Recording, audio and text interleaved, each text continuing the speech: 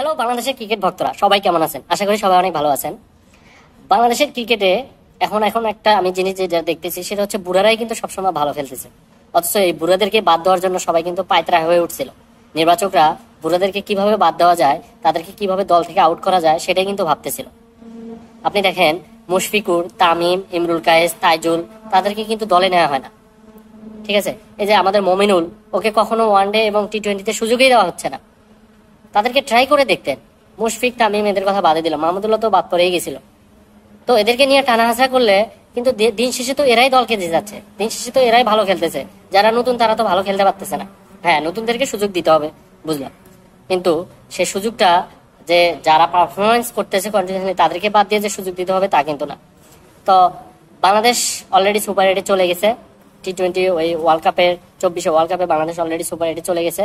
তো আশা করি আফগানিস্তান, ইন্ডিয়া এবং অস্ট্রেলিয়ার সাথে বাংলাদেশের খেলা আছে। তো এখানে আমি কি বলবো, তাদের সাথে জেতার সামর্থ্য বাংলাদেশে এ পর্যন্ত আছে কিনা, তৈরি হয়েছে কিনা এই ওয়ার্ল্ড কাপে, সেটা আসলে বিশাল বড় একটা কোশ্চেন থেকে যায়। আফগানিস্তান যে দল, আফগানিস্তান যেভাবে কামব্যাক করেছে টি-20-তে, আসলে এটা বলার অপেক্ষা রাখে না। এবং ইন্ডিয়া, অস্ট্রেলিয়ার কথা তো বাদই দিলাম। তো এদের সাথে জিততে হলে এক্সট্রাঅর্ডিনারি অনেক ভালোভাবে খেলতে হবে। এবং বাংলাদেশের ব্যাটিং লাইন আপস নিয়ে আমার অনেক বড় কোশ্চেন। বাংলাদেশের batting top order, middle order এবং ডাউনে যারা খেলতেছে আসলে তারা আসলে কিছুই করে দেখাতে পারতেছেন। এক মাহমুদুল্লাহ, সাকিব রাই ঘুরে ফিরে ভালো খেলতেছে। শান্ত, লিটন, তহিদ হৃদয় অনেকেই ব্যর্থ। তো বাংলাদেশের ব্যাটিং লাইন আপ যারা দলে আছে অলরেডি, তাদেরকে আমি উদ্দেশ্য করে বলতেছি, হয়তোবা তারা আমার ভিডিওটি দেখবে না, কিন্তু দর্শকদের উদ্দেশ্য করে আমি বলি, যারা বাংলাদেশের ব্যাটিং লাইন আপে আছে তাদের আসলে মাইন্ড সেট আপটা আসলে জরুরি। ভালো একটা মাইন্ড সেট আপ আসলে জরুরি। আমি যাচ্ছি প্রথম বলেই আমি দেখা গেছে অ্যাটাক করতেছি।